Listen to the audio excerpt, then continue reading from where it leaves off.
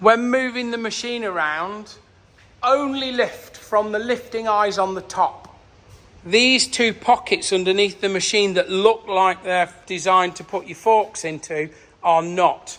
They are simply supports to support the trough when the trough is full of water. So they are not for lifting the machine. If you put the forks underneath there and try and lift the machine from underneath the trough, you'll bend the trough and potentially split the stainless steel, and then it won't hold water. So only lift from the lifting eyes that are on top of the machine. So this is how the MB dust collectors come, with the two side panels inside the trough and the front panel secured to the front. And it's on two little brackets at the bottom which need removing so that we can put the panels on the side.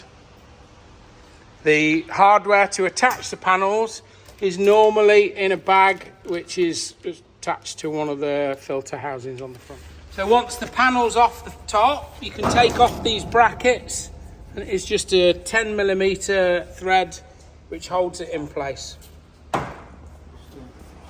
One on this side, one on the other. Now the panels should be marked. You'll see there's a letter A on here and a letter A on there. 3 holes for the bolts there, 3 holes for the bolts on here, and then there'll be 2 on the top for the top panel to secure to. And the same on the other side, which is marked. So if you put the panel in place, you should have 3 mounting points behind. And these are self-tapping screws, so 1 in the top, 1 in the middle,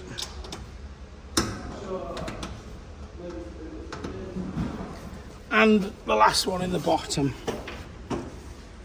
You may need to just move it over a little to get them in.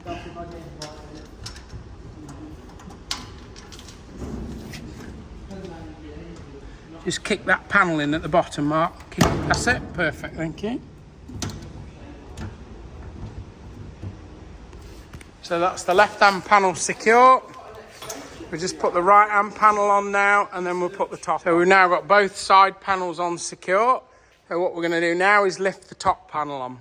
So lean the roof panel up against the 2 side panels that you've already put on, then just lift it up and pivot it onto the top and slide it back.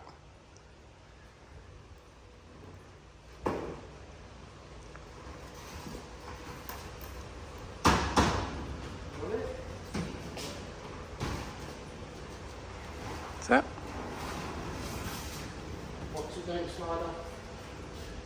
That's it, get underneath it.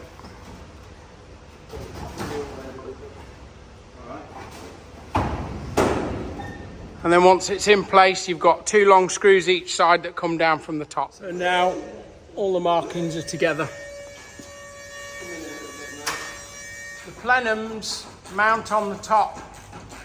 You sit them on and there's a clamp in the box that just screws into the top. These grills are replaceable and can just slot in each side. So the plenum chambers sit over these outlets from the fans. Now you can see the fan here. It will spin that way, which means the fans will spin up towards the top. So from the front of the unit, the fan is spinning this way. So the very first thing to check once you've connected power to the machine, before you fill it with water, is to turn on the fan and off, and then check the rotation of the fan. So it should rotate up towards us. If it doesn't, and if it rotates this way, it's wrong. So you can see from that the fan is running in the wrong direction. Just again, so that you can see, the fan is spinning this way towards the front of the machine, and it should be spinning this way away from the machine. So all we need to do there is switch 2 of the phases in the machine, and it'll spin the right way. So we've just switched the phases. Now I'm going to turn that on again, and we should see now that the fan is spinning in the correct direction, which is this way. There we go. And now you can go on and fill the trough with water. So there is a fast way to check that your phase is in the right direction. If you turn the fan on, you'll see this is the motor mounting point, and this second space here is where the fan is positioned above. You can see up there, the fan is above us here. If you turn that fan on,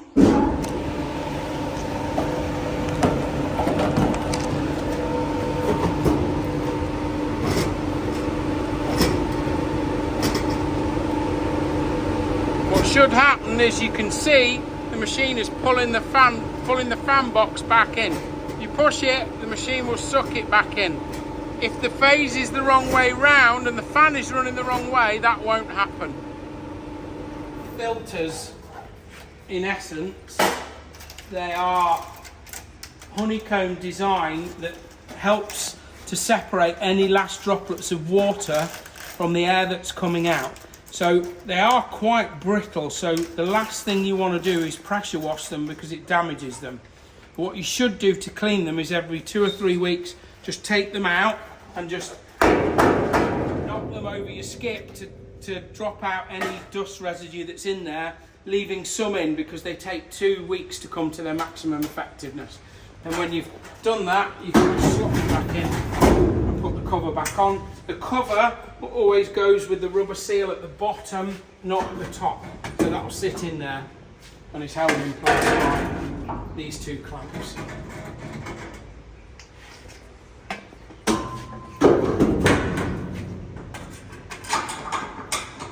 And once the phase direction's been checked, you can start to fill the trough with water. There is a fill line on this box under here that says maximum. That is the maximum level with the machine stopped, not operational. So when the machine's operational, the level will drop because obviously the water will be coming down here. Above here, you can just see there's a red valve. So on that red valve, don't adjust that. That's preset from the factory that gives the right amount of water to come over the waterfall without compromising the suction of the air going into the machine. So don't adjust that. That is preset at the factory. So maintenance of the machine is as simple as take these filters out and knock the debris out of them once every few weeks.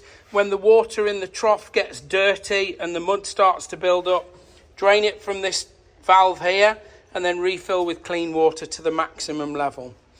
The belts that drive the fans, you can test whether they're actually attached or not when you start the fan. And if you just start one on its own, you can hear the fan moves immediately. And we'll check fan number 2. You can hear immediately the fan rolling. If the belt isn't attached, you would just hear the motor running rather than the fan. So it's quite a significant difference in sound.